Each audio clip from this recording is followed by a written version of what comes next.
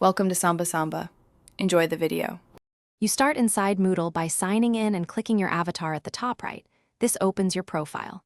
Once there, choose Edit Profile so you reach the user picture area quickly. Make sure your image is JPG or PNG and under 2 MB. This avoids upload errors.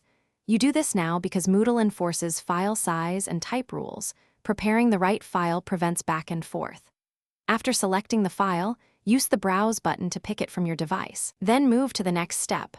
Once you've chosen the image, upload it using Browse or drag and drop. Moodle may show a temporary preview. Now crop and reposition. Focus on the center of the frame so your face is clear in thumbnails. Make sure to check the thumbnail preview because Moodle will scale it for menus and forums. Poor cropping makes you unrecognizable. After adjusting, click Save Changes to commit the upload. You'll see how the profile appears in context, so verify visibility and redo cropping if needed. To finish, confirm your new avatar shows across courses and in forum posts. This usually takes a minute.